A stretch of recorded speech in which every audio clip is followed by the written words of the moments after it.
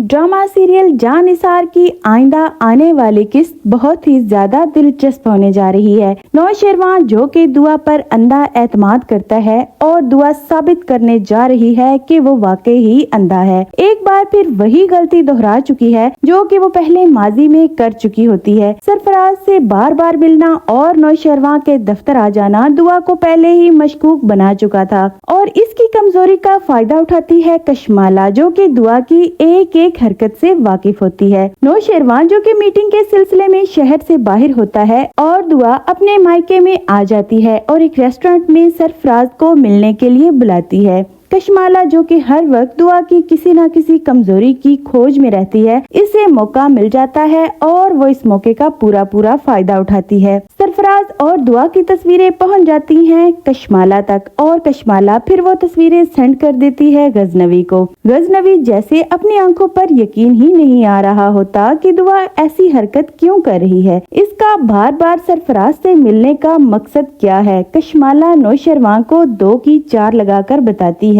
और कहती है कि साईं, मैं तो आपसे पहले ही कहती थी कि आपने एक कीचड़ के कमल को कॉलर पर सजाया हुआ है। तो नौशेरवान से पूछता है कि तुमने ये तस्वीरें कहाँ से ली हैं, जिस पर वो कहती है कि साईं, बगैर सबूत के तो आप यकीन ही ना करते।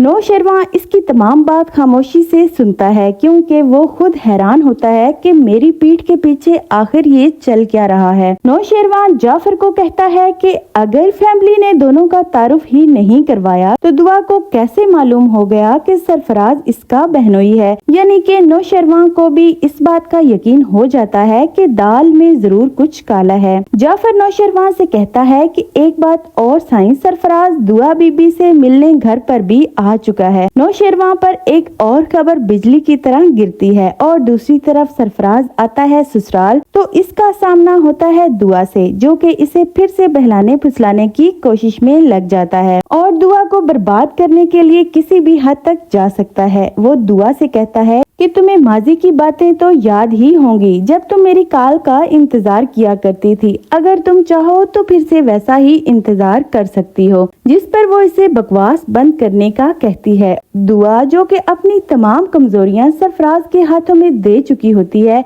आइंदा आने वाली किस्त में हम देखेंगे कि सरफराज इसका खूब फायदा उठाने वाला है। गजनवी को इन दोनों की तमाम हकीकत का मालूम हो जाएगा और सरफराज तमाम इल्जाम दुआ पर डालकर इसे एक बार फिर से सबकी नजरों में गिरा देगा। दुआ सरफराज को बताती है कि फिजा तुम्हारे बच्चे की मां बनने वाली है और वो इस बात की तस्दीक करता है फिजा से और पूछता है कि मेरे अलावा तकरीबन सारे शहर को ही पता चल चुका है कि तुम मां बनने वाली हो, एक नहीं मालूम तो सिर्फ मुझे ही नहीं मालूम।